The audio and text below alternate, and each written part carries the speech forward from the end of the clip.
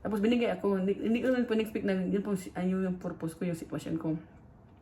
Bigla ko lang ako nagkaroon ng hindi ko siya masyadong nakita kasi yung third eye ko pa dati hindi pa ko talaga siya bukas.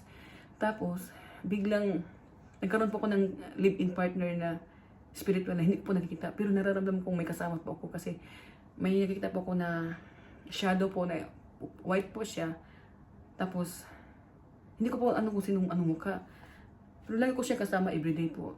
Pero nung sa pagsasama na ng dalawa, hindi ko na malayan na bigla na umaangat na po yung high blood pressure ko, na-stress po ako, hindi po nakatulog. Tagabi po mga una, alas 3, nagigising po ako, umiiyak po kasi hindi po ako makatulog. Lagi po akong inatake. Katulad po ngayon, sa front chakra ko may nakikinig po. Lagi po akong inatake. Yun pala, siya pala yun.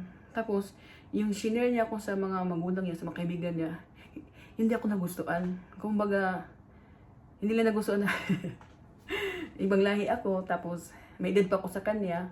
Hindi man po ako nangarap na gano'n. Akin nila makatulong po ako sa kapwa. Kasi hindi naman po ako interesado na magkaroon ng karelasyong sikat o ano man dyan. Ang importante sa akin, makapagservisyo lang ako sa kabutihan. Hindi ako nagustuhan ng pamilya niya. Tapos may asawa na rin pala yun siya. Tapos, every time na kumukulit niya siya sa akin, bakit ang tao lang pala yun? Yun pala, dinidrain ako, ninanakan ako ng pera sa spiritual. Tapos, kasi di ba light ho tayo, siyempre pag light ho tayo, magaan ho ang pakisama ho natin ng mga tao. Siya po, po kasi siya, sikat siya. Hindi siya naniniwala pala sa sa Diyos, kasi ibang niya. Pero pag kunwari siya na God, kunwari na naniniwala sa Diyos, pero sa totoo lang, hindi ho siya kasi nagsisinungaling ko pakitang tao lang po ba. Tapos po, ngayon po, inatake po yung throat chakra ko. Ayaw ko masalitain.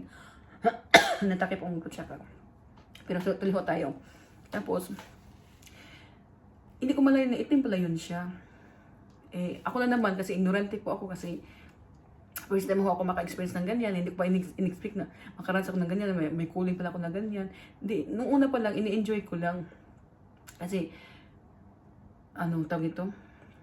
Halimbawa, tawag ito? Nag-iis lang ho kasi ako sa kwarto ko. Tapos nakasama ko yan siya. Hindi ko na-expect na may naging living partner ako. Pero alam ko yung katulad ni Mother Mary na blessed na biglang nabuntis na Pero hindi ko talaga in-expect na magkano ko na ganang sitwasyon po.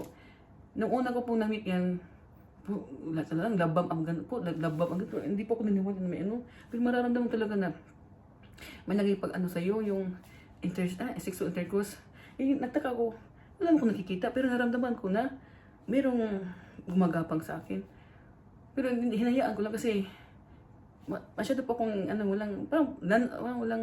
walang kamong mo. Hinayaan lang ba? Pero yun pala hindi pala yun maganda kasi dapat protektahan natin yung Kasi nung din po, hindi ko pa po na-experience na may makalibid na ko partner.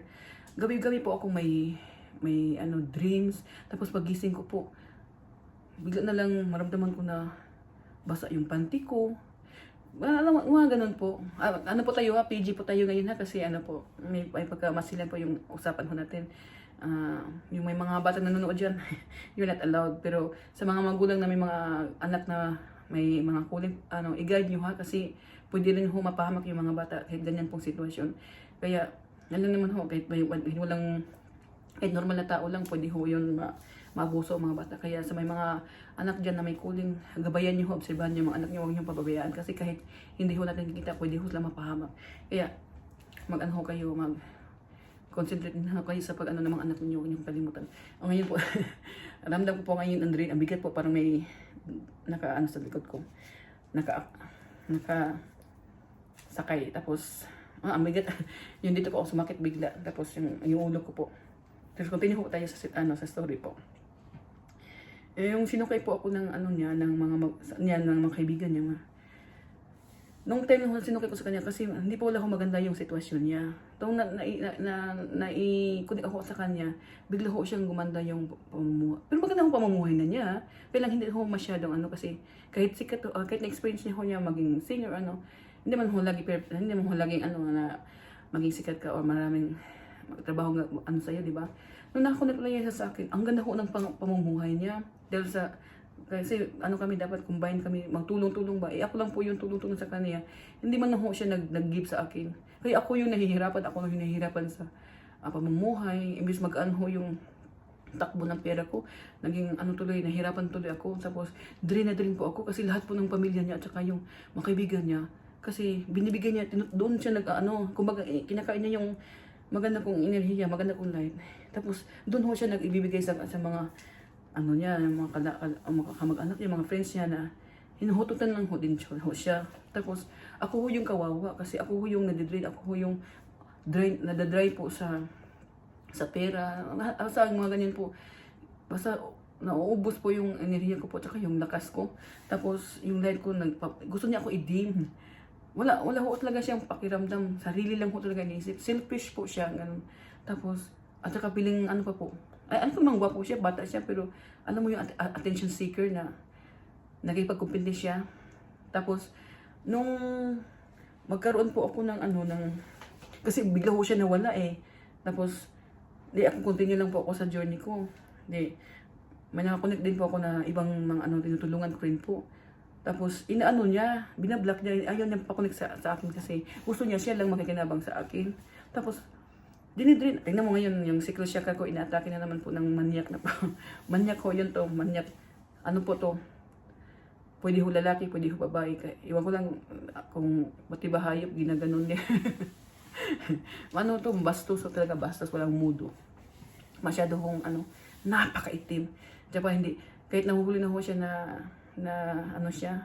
nahuhuli na ho siya na siya ho yung gumawa ng di maganda. Hindi, i-deny pa po. Pagbintangan pa ho yung mga ibang tao. Tapos, nung nagkahiwalay kami, po siya, na-down kasi pinili niya kasi yung kagaya niya, itim na babae na prostitute din. Tapos pinalit ako daw yung prostitute. Natatawa na ako, pero sige lang. Tapos naatake ako ng mga pamilya niya, ng mga friends niya, ng mga babae niya. Kasi hindi ako nagustuhan kasi sino ba hindi ako karapat-dapat sa na. Kahit nga siya ho mismo sinasabi na hindi rin ako karapat-dapat kasi artista na ho sila, sikat na ho sila, mapera ho sila. Hindi daw ako karapat-dapat na, hindi daw ako nakalibil. Kumbaga slave lang daw ho ako. Hindi ako naman ako nangangarap sa ganyan. Basta alam ko nasa kabutihan